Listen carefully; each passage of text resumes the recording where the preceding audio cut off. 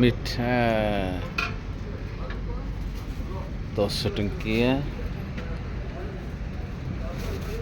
20 ଟଙ୍କା ନାହିଁ ନା ଆଜ୍ଞା 10 ଟଙ୍କା 5 ଟଙ୍କିଆ ହେଲା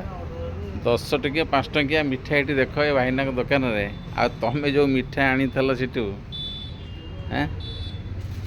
ତମେ ଯେଉଁ ମିଠା ଆଣିଛ 100 ଟଙ୍କିଆ 50 ଟଙ୍କିଆ ଟିକେ ଦେଖ ଖାଲି ବ୍ରାଣ୍ଡକୁ ନେଇ ଆମେ ଚାଲିଲେ ହେବ ନାହିଁ ବ୍ରାଣ୍ଡ କେମିତି ହୁଏ ନୂଆ ଜିନିଷ ବି ବ୍ରାଣ୍ଡ ହେଇପାରିବ ଆଉ ବ୍ରାଣ୍ଡ ହେଇଗଲା ବୋଲି ସେ ଜିନିଷ ପୁରା 100% ଠିକ୍ ରହିବ ସେଇଟା ଗ୍ୟାରେଣ୍ଟି ନାହିଁ ଖାଲି ଟିକେ ଦେଖ ଅଧିକା ମିଠା ନେଲେ ଅଧିକା ଲୋକ ଖାଇପାରିବେ ଆଉ ଗୋଟିକିଆ ନେଲେ ତାକୁ କ'ଣ ଚାମଚରେ ଭାଙ୍ଗିକିରି ଖାଇବା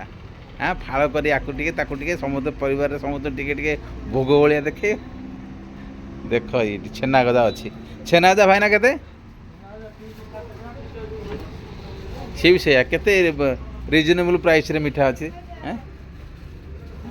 ଆଉ ତୁମକୁ ମାର୍କେଟିଂ ଯଦି ଜଣା ନାହିଁ ତୁମେ ଜାଣିବାକୁ ଚେଷ୍ଟା କର ଆଉ ଖାଲି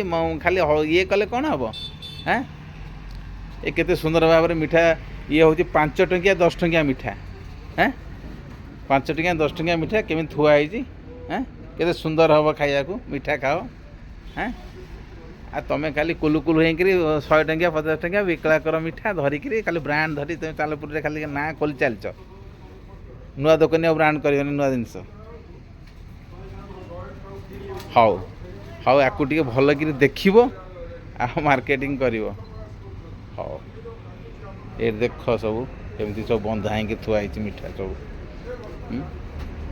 ସାଇଜ୍ ଦେଖ ତୁମେ ଟିକେ ମିଠା ସାଇଜ୍ ଉପରେ ଅଧିକା ଧ୍ୟାନ ଦେଉଛ ନା ଦେଖ ଟିକେ ସବୁ ସାଇଜ୍ର ମିଠା ତୁମକୁ ପସନ୍ଦ ହେଲେ ଗୋଟେ ସାଇଜ୍ ମିଠା ଏମିତି ପସନ୍ଦ କି ସମସ୍ତେ ବାଣ୍ଟିକିରି ସବୁ ବର୍ଗର ଲୋକ ସେଇ ସାଇଜ୍ଟା ଖାଇପାରିବେ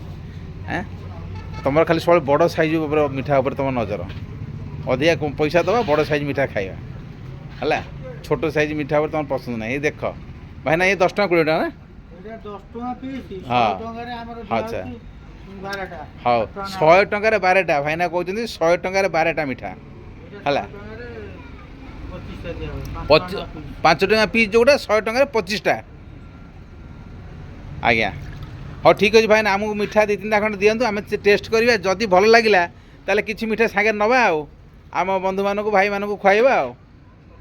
ଆଜ୍ଞା ରହିଲି